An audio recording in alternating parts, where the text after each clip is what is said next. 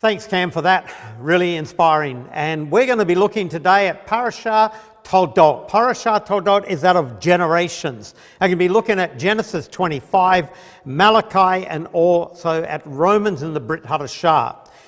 Parashah Toldat starts after the death of Abram. Keep that in mind for where we're going to bring some other things up. After the death of Abram, and introduces Yitzhak to us. And also now going to bring in that of Yakov and also Esau, his brother. There's a quick transition from Abram to Isaac. And immediately we introduce Yakov, who is also known as Israel. So there's a popular preaching out there that typically slams our father Yakov. And he's a deceiver. He's a supplanter. He's a wicked person. One of my friends in Perth actually did a 6-week series about how bad Jacob is. But what does the text say? So let's get in to look at the text. First, what's the power of a prophetic word? And that's how this passage starts. As with Abram and Sarah, we find that Yitzhak's wife, Rebekah, is barren. But she prays to Adonai, who enables conception, and she becomes pregnant with twins, and already even in the womb, the twins are at war with each other. Genesis 25 verses 23, after praying to Adonai, we find God answers her with a prophetic word and says, 2 nations are in your womb, and 2 peoples from your body will be separated. One people will be stronger than the other people. The older will serve the younger. Rebekah received a prophetic word that the internal struggle that's going on within her womb was a fight between 2 nations. The older shall serve the younger, therefore declaring the younger to be the one to possess the natural birthright of the family genealogy, to keep it going, and the family blessing to continue. Prophetic words like this would have been known into the community, and we can say 100% chance that Rebekah would have shared this with her husband Yitzhak, who was concerned also about what's going on. Which brings us to the next passage here, the power of a name. Genesis 25 verse 25, the first child came out. All of him was like a hairy garment. That's why they called him Esau, which means hairy, not Harry, hairy. So, great name to call your child, the hairy one. Afterwards, his brother came out with his hand holding onto Esau's heel, and he was named Yakov, or Jacob. Jewish tradition has actually Jacob being conceived before Esau, and attributing Jacob the natural birthright. Yet when born, Esau comes out first. Jewish tradition also says that Jacob rightfully grabbed Esau's heel to stop Esau from breaking the correct birth order. What's in the power of a name? Well, Yakov, Jacob does not mean, listen carefully, does not mean supplanter. It does not mean deceiver. What does it mean? Well, the top lexicon that scholars use around the world says, yes, it means heel, but the concept of following from behind, and even the concept of may God protect. May God protect. That is of rear guard. In fact, in Joshua chapter 8 verse 13, that's how the name's used there, as the rear guard action in battle. In Israeli hospitals, if they're going to follow up on someone, they say to Yaakov, to follow up on, or to Jacob them. As Genesis chapter 27 verse 36, it's Esau who twists that meaning. Followed up on me, rearguard me, he rear-ended me.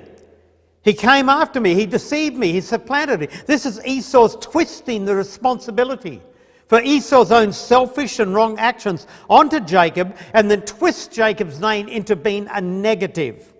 In fact, calling Yakov or Jacob that of a deceiver is like calling people by the name the devil uses for them, not the name that God uses for them. We find that Genesis 25 verse 27, the boys grew, and Esau became a skillful hunter, it says in the Hebrew, but the Targum actually translates that to say he became idle. He was an outdoorsman, while Jacob was it says here, quiet man. who stayed at home in the tents. Again, the Targum, later translated there as being a man of peace, a minister of the house of instruction. Verse 28 says, Jacob loved Esau because he liked his wild game food, but Rebekah loved Jacob. What's in the character, the power of a name? Genesis 25 verse 27 says that Jacob was a quiet man. Other translations says a plain man. Others do lessen it as well. But it makes it out like he was a mummy's boy, a tent boy. He was placid. Quite a negative connotation. However, reading the Hebrew says he was tam. Tam means perfect. Tam means integrity. That's the word given to Job in Job chapter 1. It's given to David in 1 Kings chapter 9. It's given to the Shulamite in the Song of Solomon's. One who is perfect. Now remember, this is written after the event. And yet it declares him at the very beginning as being a man of integrity, a perfect man. Something we should take in mind when we're reading the rest of the story. Culturally, Jacob was a covenant man of integrity who stayed with the community to provide for the community and protect the community. Culturally, Esau was the wild man out there doing his own thing. Communities hunt together. They don't do the Lone Ranger style. Chapter 25, verse 28 informs about the rivalry between the boys was also between the parents. The tension builds in the text. The power of the belly, the power of birthright. Genesis 25 verse 29 says that now Jacob cooked a stew. When Esau came in from the field, he was exhausted. So Esau said to Jacob, please give me some of this red stuff because I'm exhausted. That is why he's called Edom, which means red. So Jacob said, sell your birthright to me today. And Esau said, look, I'm about to die. Of what good is this birthright to me? And Jacob said, make a pledge to me now. So he, that is Esau, made the pledge and sold his birthright to Jacob. Then Jacob gave Esau the bread and the lentil stew, and Esau ate and he drank and he got up and he left, didn't say anything. In that way, Esau despised his birthright. Now, 7 things we can take from this, and 8th thing which we'll get to after the 7. Firstly, a good hunter does not return without a kill. So Esau would have had a kill, but he had no patience to slaughter his own animal. Secondly, Esau exaggerates his hunger. I'm going to die. He was willing to trade his whole birthright for just one meal. Thirdly, Yakov lived out the responsibility of birthright that he had already provided the covenant meal for the community. Esau didn't. Jacob likely knew of his prophetic calling, and he sought to fulfill that covenant purpose in the community. Fourthly, Jacob didn't trick or deceive Esau. He asked for a price that Esau could have refused. The transaction would have been done publicly over the community meal in front of everybody there for the evening meal. Fifthly, the text declares Esau's heart. Esau despised, he hated, he had contempt for his birthright, because the birthright holder was actually to take care of their community, had to provide for them, protect them, nurture them, judge them, and mediate with them between them and God. That was not Esau's focus. Sixthly, Esau did not accuse Jacob at this time of any deception here. He fully accepted the terms of their transactions and went his own way. The next thing we hear of Esau is in chapter 26, verse 34 to 35, where his non-covenant Hittite wives cause grief to his community. The 8th thing I was going to mention is that by Jewish tradition, and this is important, it's not in the text, but by Jewish tradition, it says that Jacob was actually preparing a meal of mourning over the death of Abraham. And the stew was a mourning stew, sat of the week of sitting Shiva for Abram. So Esau disdained sitting Shiva, and he went off his own way and do hunting. And then he came back, he disdained the covenant meal of sitting shiva and just called us, give me some of this red stuff. He didn't honour for what it's supposed to be. I want to jump over chapter 26 and go straight into chapter 27, which is the power of the birthright, that of the covenant blessing. And again, through chapter 27, Jacob gets such a bad rap here in popular preaching. But what does the text say, and what does the text say in cultural context? The first 4 verses tells us that Isaac was getting old. We know elsewhere he's about 100 years of age, but he lives for another 80 years, so hardly the time to distribute the family blessing. The culture is that you give the inheritance as a public blessing, a public event before the whole community, never in secret. We find Jacob distributing everything in chapter 49 of Genesis to everyone in public. So Isaac arranges a secret covenant meal with Esau for the purpose of distributing the community blessing to him. So culturally, this is an illegal activity. And likely because Isaac knew that the community would no longer accept Esau because Esau had already rejected them over the meal transaction. Therefore, it's Isaac and Esau who are the deceptive ones, who are breaking covenant community, not Jacob. Isaac intends to give everything to Esau, again breaking culture, because the birthright owner gets double, not the whole. And the double was to be used for the community purposes, not personal purposes. Esau actively participates in this secret meeting to receive the birthright blessing, yet knowing he legally traded his birthright to Jacob back in chapter 25. It's ironic, isn't it, that food again settles the birthright ownership. Isaac's focus is on his love for Esau's food. 8 times in this passage the word game is used. 6 times tasty food. He's listening to his belly, not to Lord and not to culture. From chapters 27 verses 5 to 17, we find Rebekah has overheard these secret illegal arrangements and works with Jacob to retain his birthright, knowing Jacob would use the blessing for the community and Esau would likely not do that.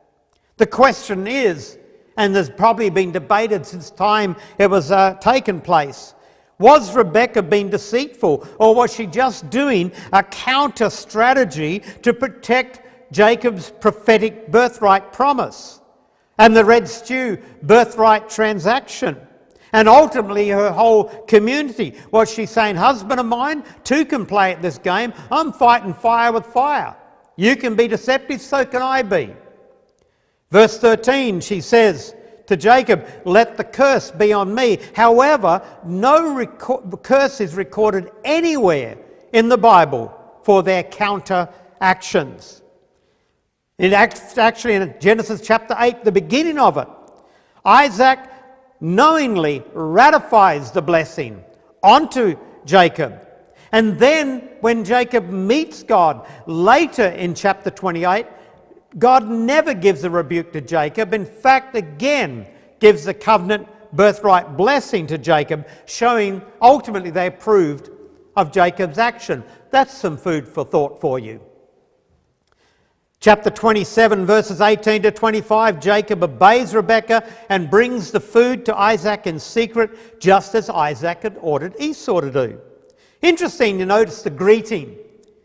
Jacob addresses Isaac as my father, very respectfully. Esau comes in, eat, bless me. Again, showing the heart. Chapter 27, verses 36 to 39, may God give you, here is the blessing that is given to Jacob. May God give you the dew of heaven and of the fatness of the earth and the plenty of grain and of wine. Let people serve you and nations bow down to you. Be Lord over your brothers, and may your mother's sons bow down to you. Cursed is everyone who curses you, and blessed is everyone who blesses you. Isaac's blessing is one of dominion and responsibility over family and over nations, and there's an echo here of Abram's blessing from Genesis chapter 12. Isaac reflects the knowledge of God's prophetic word to Rebekah. But Isaac now seeks to reverse that birthright order blessing and revert the red stew transaction back to Esau. In other words, Isaac knows what's going on and trying to do a countermeasure. The next few verses, scarcely had Jacob gone out that Esau came in. Hey, timing is everything. Which indicates, though, Isaac and Esau were operating under a tight schedule to avoid detection. And so all of a sudden there's this big horror. What's happened? What's happened? And Esau, he's taken it away. But Isaac realizes what's gone on. And he said, he, that is Jacob, shall remain blessed. The covenant blessings cannot be reversed. They are legal, they are binding. So Esau says, bless me anyway. That's all he wants is the blessing. Isaac says in chapter 27, verse 35, your brother tricked me. Well, the Targum changes that. He was subtle with me. The Greek also puts in there, he was cunning with me. In other words, he outsmarted us. He caught on to what we're doing and he outsmarted us. So Esau said, is he not rightly named Jacob? Because he's supplanted me these 2 times. He took away my birthright, and now he's taken away my blessing. And he said, haven't you got a blessing reserved for me?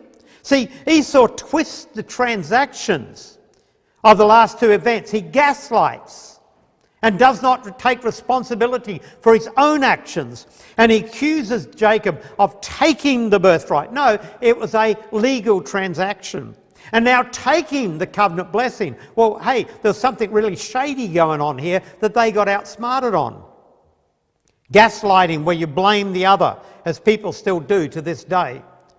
Esau does not accept responsibility for the actions of first despising the birthright and willingly trading it for 1 meal. And secondly, he has worked deceptively with Isaac, with the covenant, to take the covenant blessing from Jacob. So Esau reacts by doing that wordplay, twisting Jacob's positive name of rearguard, protection, into a negative aspect, accusing Jacob of basically rearguarding him, rear-ending him, stabbing him in the back. He deceived me. But that's what Isaac and Esau were trying to do to Jacob. They twisted around and gaslights Jacob. Esau shows awareness of Isaac's intent to give the whole. Haven't you reserved something for me? He knew there wouldn't be anything left. Esau still wants the birthright blessing, not for the community or for covenant purposes, but for personal power and dominion over Jacob. Verse 37, Isaac responds to Esau's accusation by ratifying Jacob's blessing. I have made him your master. Isaac is aware he's caught out. But the good thing is he does the right thing and he ratifies that blessing onto Jacob in Esau's presence. Again, reflecting knowledge of that prophetic word given to Rebekah and also of the birthright transaction.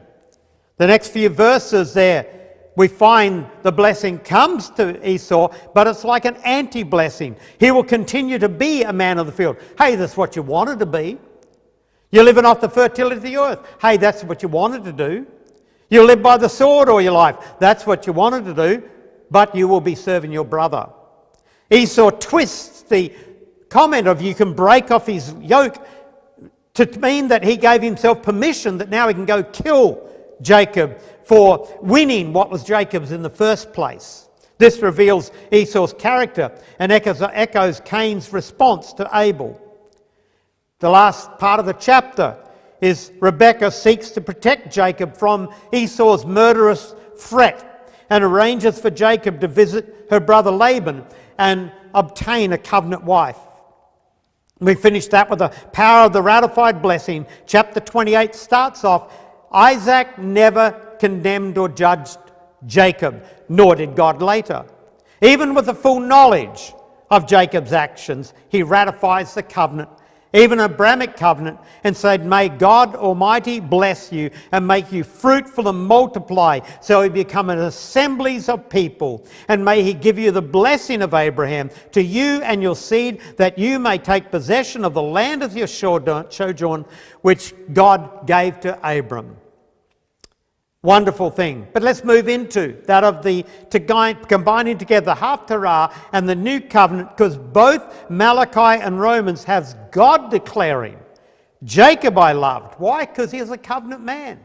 Esau I hated. Why? Because he saw it as being that of despising and contempt. That's why Hebrews chapter 12 calls Esau a profane person. There's no curse or judgment on Jacob. Unlike popular preaching, God declares his love for Jacob. Malachi's charge is that the people of his day were now acting like Esau, not like Jacob.